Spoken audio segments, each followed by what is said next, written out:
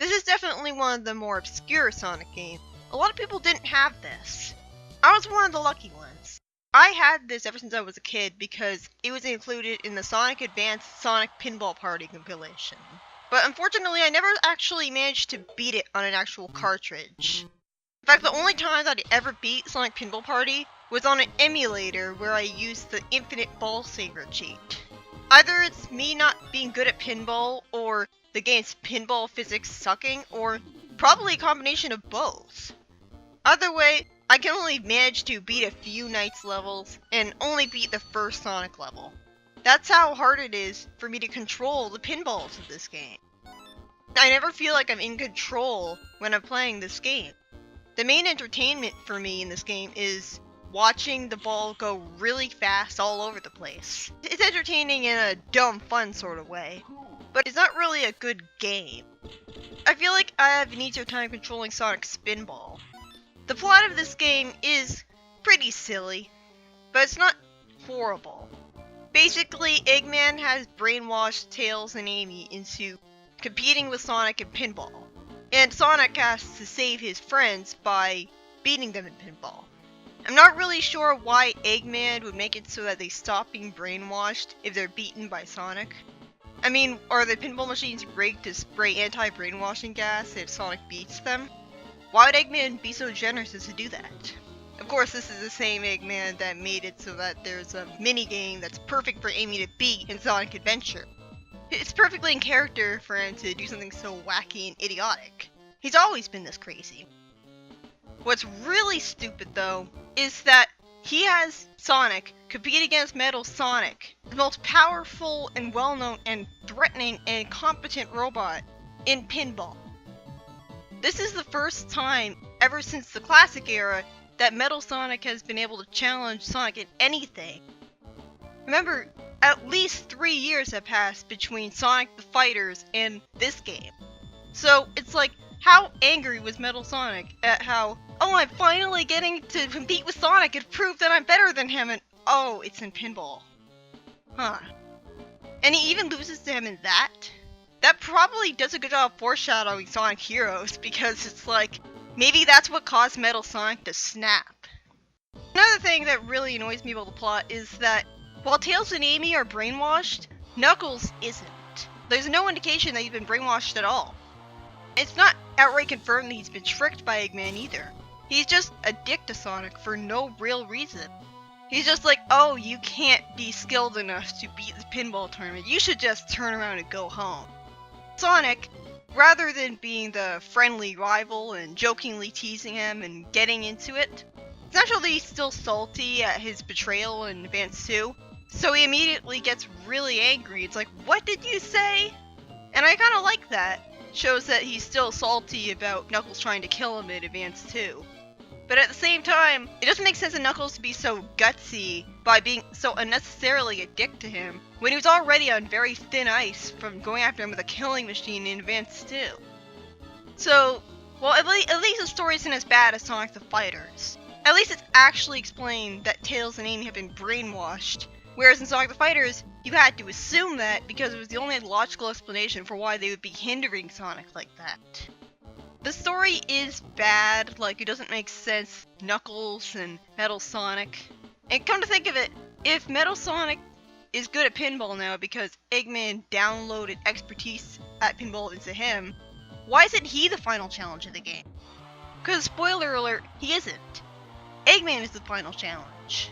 So why is it that you fight Metal Sonic before him?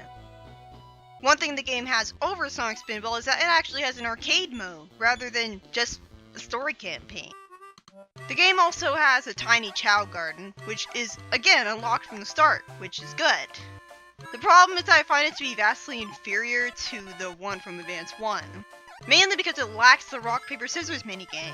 Instead, they replace it with this minigame where you get your Chow to throw balls to matching color balls, and sometimes that can randomly change other balls into the same color and make them disappear, which allows you to get a really tiny amount of rings. Pinball Party's Tiny Chow Garden also introduces a rubber duck toy that's way too expensive for its own good, because the Chow never interacts with it at all. It'll just jump into the water and drown. Or it'll swim around. By the way, it never actually interacts with the duck toy at all. So that was a waste of money. It's only there to be there. I forgot to mention that there's also other Chow toys in the garden, like there's a trumpet. If you give the Chow the trumpet 3 times, it'll play a better song. It's only consists of a few notes, so it's utterly pointless. And there's also the TV, which again, you don't see what it's watching. It only gives you dialogue boxes. Once again, the dialogue boxes don't have anything to do with the Chow's personality, so they're just random bullshit. And I've heard that you can make your Chow run away if you neglect it long enough. But I neglected my Chow for hours, letting weeds grow all over the place and having all of its meters completely empty, and nothing happened. I vividly remember a Chow running away from me, so I know what happens. It's just really weird and hard to make it happen. So yeah, the Tiny Chow Garden is definitely inferior to the one in Advance 1. Why did they have to replace the best minigame with this? Why didn't they just replace the moving card minigame that no one liked? And why is it that when you exit the Tiny Chow Garden, you get sent all the way back to the title screen? Why can't you just go back to Sonic Pinball Party's main menu from exiting the Tiny Chow Garden like you do with the Options mode? The Options mode has button configuration, which is great because it means you have complete and absolute customization over the controls, which is perfect for a pinball game. You also have something called a Chow Navi, and the game never bothers to explain to you what the hell Chow Navi is. I wish I could show it off, but I don't know how. My favorite part of it is the sound test, which lets me listen to the Nights music whenever I want. I have so many memories of listening to the Nights music of this game when I was at Christmas and stuff. That's how great this game's soundtrack is, that I intentionally listened to the sound test of it. I love the title theme of the game, and I like the main menu theme as well, especially the beginning music and the flute. The only songs I don't love are some of the Sonic Advance songs. Everything else is a gem. The soundtrack of the game is 32-bit versions of Open Your Heart and Supersonic Racing from Sonic R, as well as Live and Learn. But they're practically unrecognizable from the original because GBA sound chip. And while they sound good in their own way, this game's Open Your Heart can't compare to the original. Although Supersonic Racing sounds better because there's no singing. But yeah, I love the soundtrack to this game. I love the Nights music and everything. Then you have something really pointless. I mean, story, I can understand. Arcade mode, that's great. Then you have Casinopolis mode, where Cream and Cheese are the host for some reason. I think this was actually the first time in my life that I ever saw those characters, and I had no idea who they're supposed to be because I hadn't played Advance 2. It's really confusing how you're supposed to do the minigame, and I'm not good at the minigames of Casinopolis. I don't really see the point to them. This is easily the most overcomplicated mode in the game, and there's no tutorial for it. Just ignore it. Another thing I love about this game is that it has a tutorial. So I'd like to thank Chow for this review, because I definitely wouldn't have had the motivation to look up everything I needed to know without him immediately there to tell me how everything worked. Something that annoys me about the tutorial is that Chow says that the tilt technique requires a high degree of skill. No, it doesn't. I hate when game developers pass off a broken and hard to use skill as poorly programmed or unintuitive to control as requiring a high degree of skill. Imagine if they said that about big fishing levels. The only difficulty in the tilt technique is that you have no way of knowing what exactly you're supposed to do with it to get the pinball to react the way you want. You tilt the machine to change the ball's direction when it's up against a wall and send it from one flipper to another, but good luck knowing how the ball will react to that. Chow's explanation of the control doesn't help you at all with controlling the game. And that's something that should never ever happen in any game. So let's start with the Sonic table first. Chow tells you in the tutorial that to beat it, you have to start egg mode and hit the target below Eggman to clear Sonic level. You have to make the ball go through the egg loop 3 times. And hopefully the tutorial actually highlights this with flashing lights where the egg loop is. The egg loop is pretty annoying to get into. It's pretty luck based. Then, a wall in the top right corner will open, and a new hole will become available called the feature hole, the most annoying hole to get into in the entire game. And if you somehow manage to luck out and get into it, you'll begin egg mode, which has a time limit. A time limit in a pinball game where you're lucky you can do what you want at all. Thankfully, you only have to get the ball into the hole once to beat Eggman, which is really good. When you beat the Sonic or Knights Pinball stage, you go to the next level, and all that happens is the music and aesthetic changes. You still have the same goal to get to the next level regardless. It's the same old level design every time, so you don't have to try to develop a new strategy for each level and worry about how to beat it. To activate ring mode, you have to make the ball go through the ring loop 4 times to go into the feature hole. The game highlights the ring loop in the tutorial, but isn't it the egg loop? Yeah, it is! You go through the same loop for egg and ring mode. You activate ring mode by entering it from the left, and egg mode by entering it from the right, which is a lot harder to do. It's much easier to activate the feature hole for the stupid, time-wasting ring collecting minigame than for Eggman. So it's really annoying when you activate the feature hole for the ring mode instead of the egg mode. You can use the rings you'll collect in this minigame for the Tiny Chow Garden, but why you'd want to use the Tiny Chow Garden for Sonic Pinball Party is beyond me. To activate minigame mode in the Sonic table, you have to get the ball into the hole under the lower chow in the pinball machine 3 times. Fun fact, all chow actually says chows and not chow. Really, translators? Everyone knows that chow is the plural chow. Anyways, a minigame will be randomly selected, and conveniently, it'll show you exactly where you need to aim. There's a time limit for the minigame mode most of the time, which is good because you can't activate Eggman mode during a minigame. Just like you can't get an idea in the Knights table during a minigame. And so it sucked for me when I got into a minigame in the Knights table that would not run out until I lost a life. This type of minigame will vary based on the character shown on the table, which is unintuitive as all hell. But it's still pretty cool that you can actually change the character on the table to Tails, Knuckles, or Amy. To change the character, you have to get the ball to go into the hole between the palm tree 3 times. Well, I say palm tree, but the aesthetic changes if you go to the next level, so. When you hit a jackpot, it gets you a massive amount of points, which is really helpful in the story campaign because there's 3 challenges where you need to get a lot of points.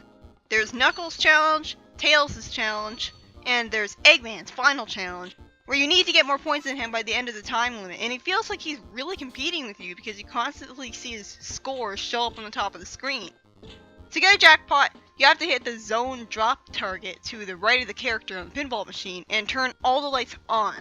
And then you just have to get into the feature hole, which is the most annoying hole to get through in the entire game. The random feature will begin when you get the ball into the hole the first 2 times, and doing it the 3rd time will put the jackpot on standby, and the jackpot won't be on standby anymore if you lose the ball, so you'll be cheated out of it. The jackpot will keep adding up as you make the ball go through the ramp lane. Unfortunately, Amachao is pretty unclear on what the ramp lane is. Collecting the jackpot requires you to hit the bumpers 10 times, and you know how much I hate bumpers. They're so inconsistent in how they affect you that you can't rely on them to keep you above them or between them when you actually want it. I mean, at least the Sonic table doesn't have a problem where as soon as you get the ball launched out of the plunger, you're guaranteed to be trapped between bumpers like in Sonic Adventure. I hated that in Sonic Adventure's pinball table, so it's a good thing that they don't do that in this game. Anyways, you can collect the jackpot every 10 times you hit the bumpers, and every time you do that, your points will be doubled, which is pretty cool, and it's a really good way of getting through the story mode. But again, that's if you can manage to get it. Multi-ball is when you can play with 3 balls at the same time. Naturally, this means it's really hard to keep track of where all the balls are when they go above the screen because screen crunch is a terrible thing. To activate it, you have to get the ball into the ball lock hole on the left side of the character, and every 3rd hit, the lock bar will appear. When the lock bar is on, you have to make the ball go through the ramp lane to lock the ball. Multi-ball begins when you lock 3 balls. And ball movement gets really unpredictable when the balls hit one another, and you have no way preventing that from happening. Multi-ball seems pretty pointless. I guess it's good for racking up points, but not really sure how, and since there's screen crunch, there's not really much you can do with it. So, Sonic's table seems kind of overcomplicated. You pretty much need to use a tutorial to actually understand how you're supposed to beat it. It's a lot less intuitive figuring out how to beat it than with a Knights table. Which is ironic because you don't get to play the Knights table in the story campaign until Amy. And even then you only get to play it once, which really sucks because the Knights table is my favorite in the game. The Knights table is easily my favorite in the game. It's got the best music, and it's the most intuitive to beat. The Knights table has 6 different modes. Okay, isn't this getting overcomplicated? There's normal mode, dualized mode, and minigame modes called chip mode, acrobat, and minigame. And then there's the boss mode. You can enter these modes from either normal mode or dualized mode. Why did they think that was a good idea? That means that you can get cheated out of dualized mode when you don't want to because you accidentally activated a minigame. That constantly happens to me. To enter dualized mode, what you need to do to get all the ideas and activate the boss, what you have to do is you have to get the ball into the giant central blue thing called the Idea Palace 3 times in a row. I love how easy it is to get the pinball into it, because it's such a big target in it, and it's so obvious, which makes it so intuitive that you have to get in there. And it's not like you have to carefully get into a certain hole or get into the top of it or anything. The ball just passes through it and it gets activated. Although it is annoying how when you get the ball into the Idea Palace, it flashes for such a long time. And while it's flashing, you can't get the ball into the Idea Palace again. It takes longer than it should to activate dualized mode. With dualized mode, you have to send the ball into the idea capture hole to the top right of Knights to get the idea. It's tricky to get the ball in there because you have to have enough momentum and send it into the hole exactly the right way. But keep doing that and eventually you'll get all of the ideas. And then you just repeat what you did before to get boss mode. To start boss mode, you have to turn the boss loop 4 times and change DRMY lights into boss lights. After doing that and going into the Idea Palace, the stage will actually completely change aesthetic. And not only will it change aesthetic, but it'll have slightly different level design that's easier to control. The boss is really simple to beat, thankfully. All you need to do is send the ball around the boss. To cause more damage than normal, you can actually go through the leftmost loop. You can also attack the boss directly from the ramp lane if you make the ball go through the outside ramp lane on the left. The Knights bosses are definitely a lot more fun to beat up than the boring and frustrating Eggman bosses where you just send the ball into a hole. Although it is kind of tense because there's a time limit, but I've never actually run out of time on a Knights boss. And I just love the theme that plays when you're fighting a boss at a Knights table.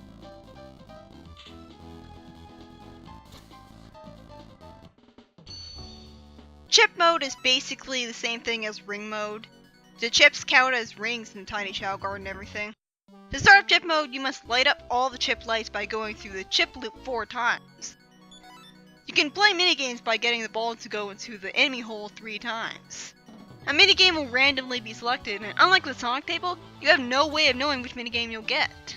Acrobat mode is pretty unique. It's basically just you get points by going through the pinball table. There's up to 30 different types of acrobatic movements you can do. I think Acrobat is my favorite mode in the game. To start off Acrobat mode, you have to get the ball into the hole right below the ugly yellow Chow-like thing with a halo over its head.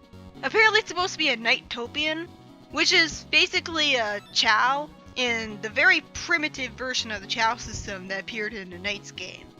And of course you can get the jackpot in the Knights table as well.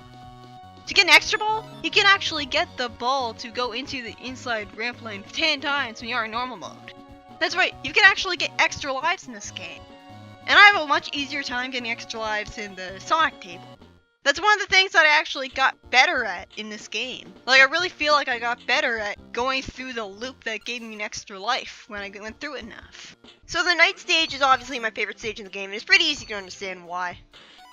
It has the best music and aesthetics by far, to the point where hearing the music always draws my attention to it and I can't help but listen to it.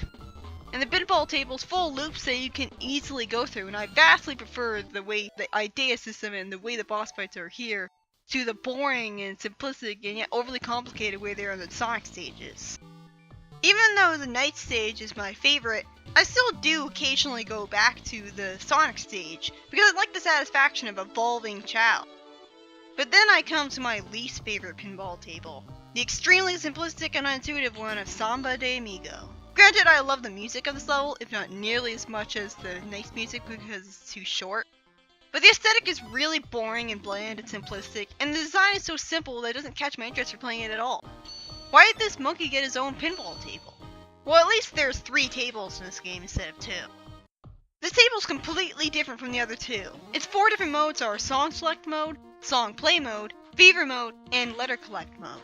Okay, just seeing the names of these modes make me roll my eyes. The game starts with song select mode. Okay, then just call it normal mode.